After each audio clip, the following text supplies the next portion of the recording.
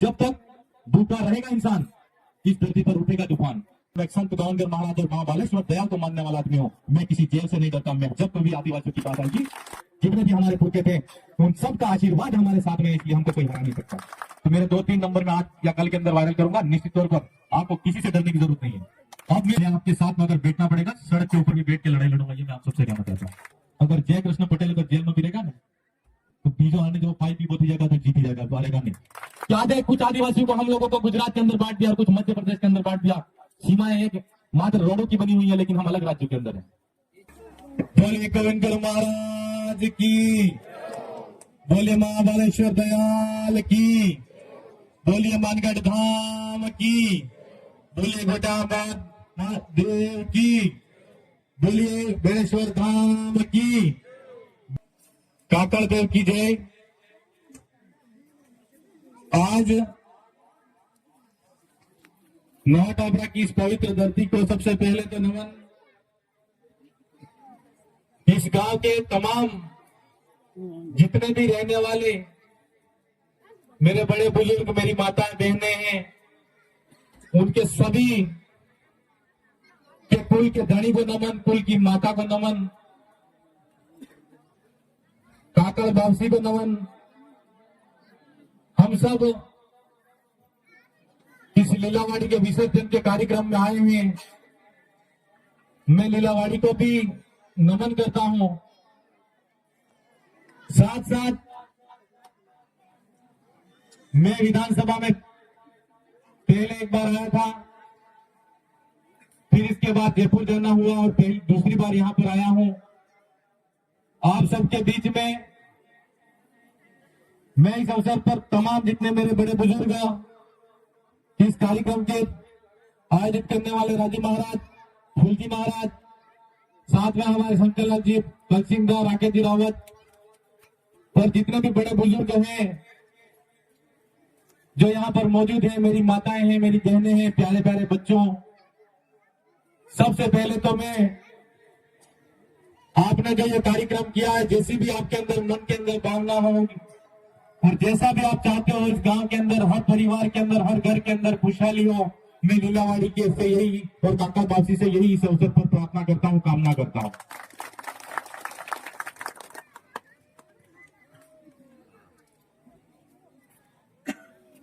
चुनाव थे दिया, मैं चुनाव के टाइम पर वोट मांगवाई होगा। कई मेरी माताएं हैं, जो बहनें हैं, बड़े बुजुर्ग हैं जिन्होंने मुझे देखा भी नहीं होगा। और एक लड़का वहां आनंदपुर से लड़ता है और बाकी तरह के इस तमाम साथियों ने, बड़े बुजुर्गों ने, इस गांव के जितने भी हैं, उन सब ने एक आशीर्वाद स्वरूप और एक ताकत के रूप में मुझे विधानसभा के अंदर जिता के भेजा। मैं उसका तो उन शब्दों के अंदर तो मैं आपका धन्यवाद भी नहीं अदा कर सकता, ना शुक्रिया अदा कर सकता हूं, लेकिन मैं इतना जरूर कहूंगा कि मुझे आपने जिन भरोसों के साथ में, जिस उम्मीदों के साथ में जिताया है,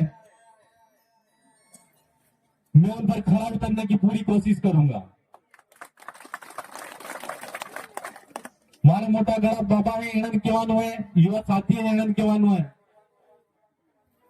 आज अवसर माथे में गोविंदगढ़ महाराज ने भी याद करना चाहूंगा और मां बालेश्वर दयाल ने भी याद करना चाहूंगा। मैं सुनी सुनाई बात करता हूं, मुझे समझ होगी नहीं, लेकिन कुछ इतिहासों के अंदर लिखी हुई बातें हैं, किताबों के अंदर लिखी हुई बातें, वही मैं आपके सामने कहूंगा। कि इस मानगढ़ की धरती पर जो हम लोगों को, आदिवासियों को संगठित करने का काम किया जा रहा था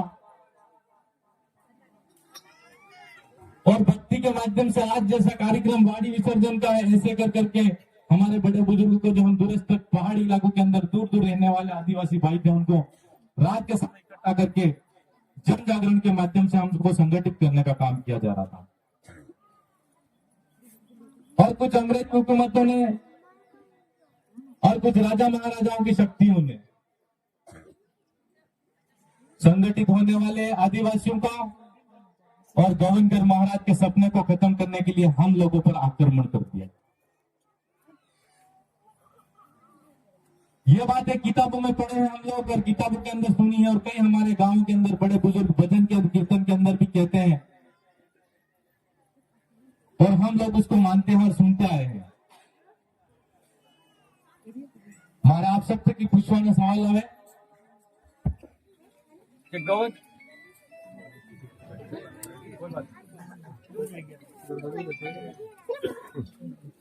गोविंदकर महाराज को आदिवासियों को संगठित करने की जरूरत क्यों पड़ी? गोविंदकर महाराज को आदिवासियों के साथ में जो अत्याचार शोषण हो रहा था, आदिवासियों को पीछे रखा जा रहा था, आदिवासियों के साथ जो राजा थे उनको मार करके हमारी शक्ति को खत्म किया गया, तो गोविंदकर महाराज ने सोचा कि इन आदिवासियों को संगठित करना पड़ेगा। और संगठित करने के पीछे लड़ाई क्या थी?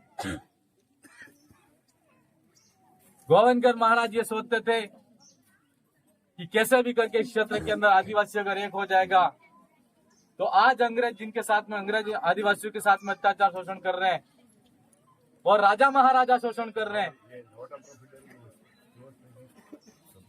तो आने वाले समय के अंदर अगर इनको विकास की मुख्य धारा के अंदर लाना होगा तो आदिवासियों को जगाना होगा। और हम लोगों को क्या भजन कीर्तन के माध्यम से मंडलियां कर करके हम लोगों को संगठित करने का काम किया, और उस समय हमारे पर आक्रमण करके हमको बिखेर दिया। उस समय की लिखी हुई अंग्रेजी शासनकाल के अंदर जब मानगढ़ की पहाड़ी पर गोविंदकर महाराज को जेल के अंदर ले जाया गया तो उन्होंने एक किताब लिखी थी।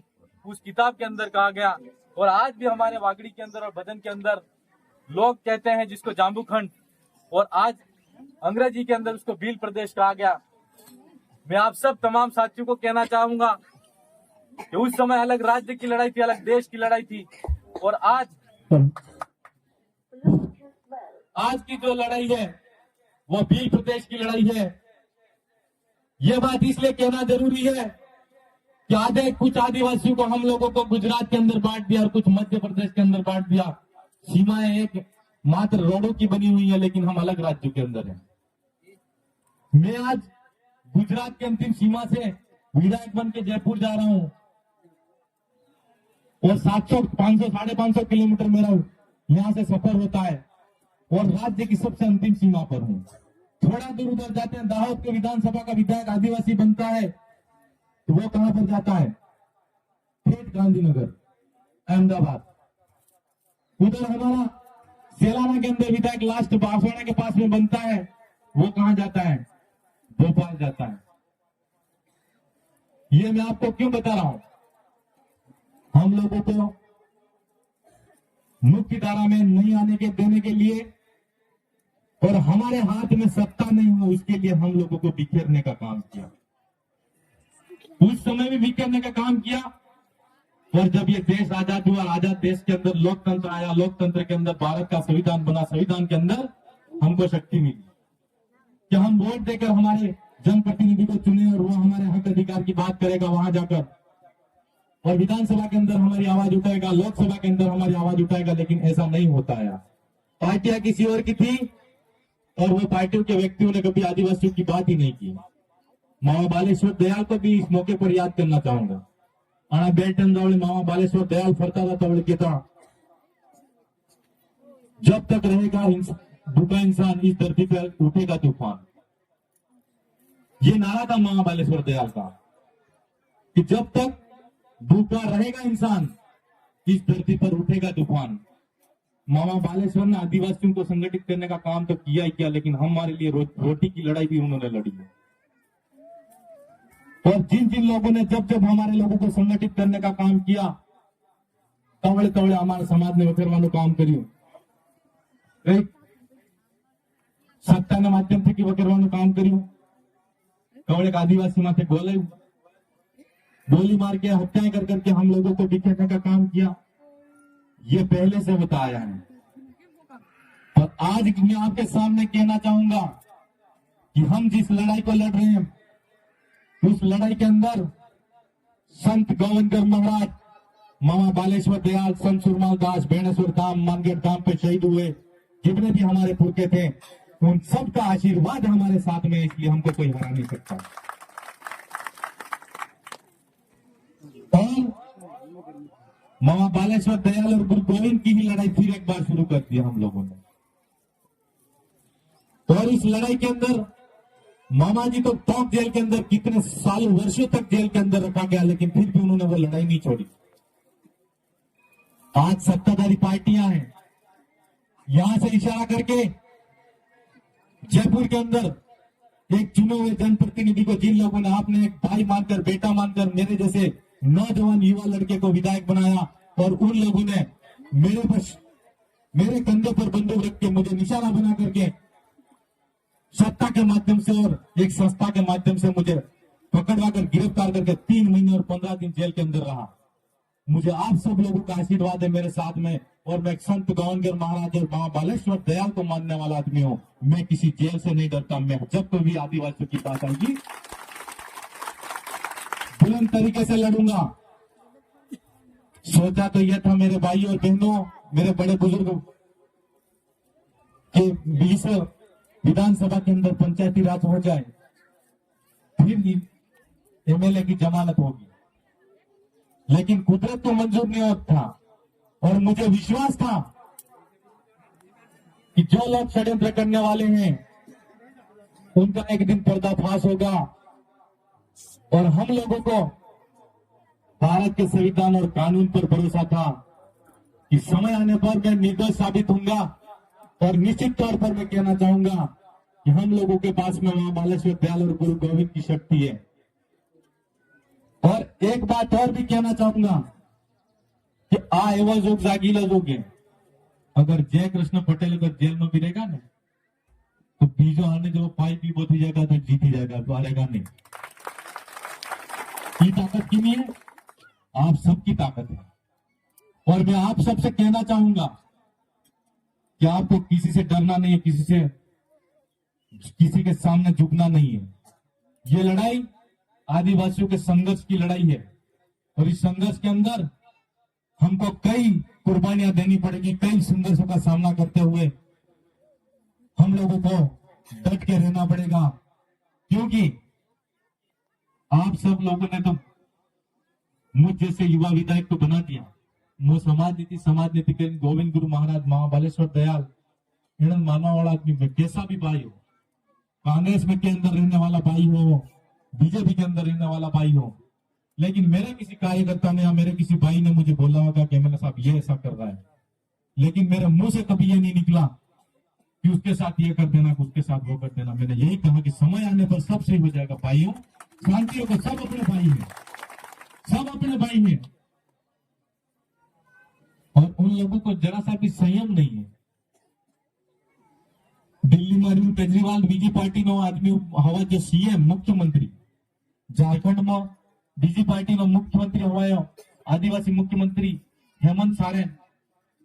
चुनाव थया कवळे ने कांग्रेस ने बीजेपी वाले बीजेपी पार्टी नो आदमी तो पण एना पोस्टर लगाड़ी प्रचार नहीं करो। वहां थे कि जयपुर थे कि हवा चाहते जेवा वहां जो 3 ने चौथे दाड़ा बीजेपी ना भाई नहीं का मारो पोस्टर लगाड़ी प्रचार करी गया। प्रशासन कौन सी नींद पे सोया था? अरे न्यायालय था कि नहीं था, वो मेरा सवाल है। आप सबसे कहना है मेरा कि मैं आज तक समान नीति पे चला, लेकिन गौनगर महाराज जब जेल के अंदर गए, मामा जी बालेश्वर दयाल जेल के अंदर गए, जब आदिवासियों की आवाज किसी ने दबाने की कोशिश की, और जब वो कोई जेल के अंदर गया है, इस धरती के अंदर क्रांति आई। और आपकी बार नई क्रांति आएगी, ये मैं आप सबसे कहना चाहता हूं। हमारे बच्चों को सही शिक्षा देनी है। मेरे को किसी से कोई कहना नहीं, कुछ कहना नहीं है। कोई विधानसभा पूरा राज्य जानता है कि किसने क्या किया, कैसा है। लेकिन जो भी है, मैं आप सबसे इतना ही कहना चाहता हूं, मुझे भारत के संविधान और न्यायपालिका पर भरोसा है। समय आने पर सब ठीक हो जाएगा, और सत्य परेशान हो सकता है लेकिन पराजित नहीं हो सकता। ये मैं आप सबसे कहना चाहता हूं।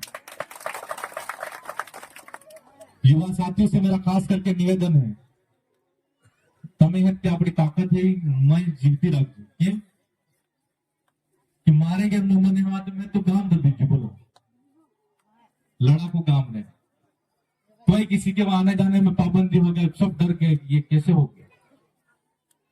लेकिन मैं अंदर था, फिर भी मुझे विश्वास था। मैंने बोला बाहर रह के तुम चिंता मत करो, मैं तो जेल के अंदर जाने का रास्ता भी है, जेल से बाहर आने का रास्ता भी है। ये मैं आप सबसे इसलिए कहना चाहता हूं कि मेरे युवा साथियों पर सबसे ज्यादा प्रहार होगा, और छोटी मोटी यहाँ पर कोई समस्या आती है, थानों तक की समस्या आती है, मैं विधानसभा तक रहता हूँ, हमारे स्थानीय जितने साथी हैं आप सब मिलकर सामना करना। और अगर ज्यादा दिक्कत आए तो मेरे 2-3 नंबर में आज या कल के अंदर वायरल करूंगा। निश्चित तौर पर आपको किसी से डरने की जरूरत नहीं है। अब मैं सच्चाई की अच्छाई की लड़ाई लड़ रहा था, लेकिन आप पर अगर किसी पे आ जाए तो मैं अंदर जाकर कमजोर हूं ऐसा मत सोचना। लेकिन हमको हमारी मर्यादा के अंदर रहना है, तरीके से लड़ाई लड़नी है, लोकतांत्रिक तरीके से जवाब देना है, और आने वाले समय के अंदर क्या करना है वो आपको पता है। ईडी के डर से उधर गए थे, ईडी के डर से उधर गए थे, और पंचायती राज का एक और लास्ट और चुनाव आने वाला है। एक ईडी से ऐसा गोल करना है कि अगली बार वो मैदान के अंदर आए ही नहीं। कौन सा गोल करना है वो तो पता है कि एक गोल ऐसा करना है कि अगली बार मैदान के अंदर आना ही नहीं चाहिए। ये सब लड़ाई और ये सब आप सब मेरी माताएं बहनें जितनी बैठी हैं उन सब का आशीर्वाद मेरे को चाहिए। ये वाड़ी विसर्जन का कार्यक्रम है, लीला वाड़ी है, तो मैं हर मौजूद हो मना तो सा करी नहीं। मैं तो आपके बेटे के जैसा हूँ, आपके भाई के जैसा हूँ, मेरे बड़े बुजुर्ग जितने हैं और मेरे युवा साथी हैं उनका बड़े भाई जैसा हूँ। मैं निश्चित तौर पर चाहूंगा कि तुम ब्याह दोसा करी मन आशीर्वाद वालों आश्वासन वालों कि आपका वाला चुनाव के अंदर युवा जीती थे कि गोल करोगा कि बढ़ते वक्त मैदान में गुण नहीं उठाओ जीते। धन्यवाद धन्यवाद। आ लड़ाई में लड़वू भी आपने से जीतू भी आपने से हाथी हाथी बातें गणी थी की वाणी चिट्ठी आली है मना चिट्ठी पढ़ो चिट्ठी में आई है कि मैं तारी जगह में पहली वक्त आई हूँ मैंने कह लिया दिखो क्या रास्ता क्यों हुआ है। सही बात है। હું આપને सबने આ અવસરમાં એટલું જ કહી શકું, હું ज्यादा મોટી વાત नहीं થાય, पर आप सब लोग अगली बार इसी जगह पे कार्यक्रम करोगे तो जिस जगह पे आप सबके और मेरे भी पैर बिकते हुए आए हैं, कपड़े ऊंचे करता हुआ आया हूं, तो अगली बार मैं इस जगह पर पुलिया बना के आपको दूंगा।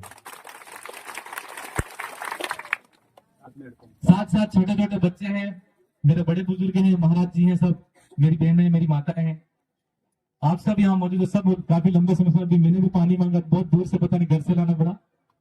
भाई ने लिख के भी दिया है, मेरे मन के अंदर तो इच्छा थी ही सही। अगली बार कार्यक्रम होगा तो मैं सब एक नवा पंप की पानी पियोगा वो आप सबने आश्वासन आए। जितनी मेरी बहनें हैं उनसे भी मेरा कहना है सही कदम उठाना, सही काम करना, अच्छी पढ़ाई करना। देखो युवाओं के कंधों पर समाज की जिम्मेदारी आप पे भी है, लेकिन आपको माता पिता के ने जो जिम्मेदारी दी है किसी भी स्कूल के अंदर पढ़ाई कर रहे हो बेहतर तरीके से पढ़ाई करने की कोशिश करना, क्योंकि घर परिवार के अंदर नाम रोशन होगा।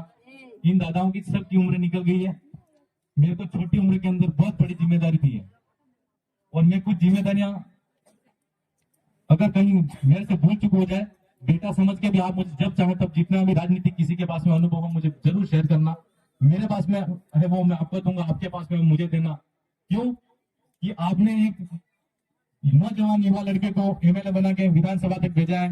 हो सकता है आप सबको ऐसा लगता है कि एमएलए साहब ये करे अच्छा रहे, गांव के लिए, क्षेत्र के लिए, घर के लिए, परिवार के लिए, समाज के लिए, युवाओं के लिए और बुजुर्गों के लिए जैसा भी बन पड़े हमारे में जो विचार है वो मनालवाने की कोशिश कर दूं। इसलिए मैं इस अवसर पर तो ज्यादा कुछ नहीं कहूंगा, लेकिन आप सबने पुनः मुझे जो आशीर्वाद और प्रेम दिया, मैं चाहूंगा आने वाले समय के अंदर भी हम बहुत संगठित रहेंगे, प्रेम और भाईचारे के वातावरण के साथ में, किसी से लड़ाई झगड़ा नहीं करना। जो भी हमारे भाई है, हमारे विरोधी है, उनसे भी कभी भी हमको किसी प्रकार से किसी मन मुटाव भेदभाव नहीं रखना है। दे उसका अच्छा भला, नहीं दे तो आज नहीं तो कल देगा। वोटों की लड़ाई नहीं है। मैं बार बार कहता हूँ कि हम लोगों के अंदर झंडों की लड़ाई और पार्टियों की लड़ाई बहुत हो चुकी है। हम लोगों को बस घर परिवार समाज के अंदर जो बिखराव है उसको एक जादम पर लड़ना है, प्रेम और भाईचारे के साथ में एक अच्छे और सच्चे आदिवासी समाज का निर्माण करना है। इन्हीं शब्दों के साथ में मेरी वाणी को यही विराम देता हूँ। धन्यवाद। जवाब।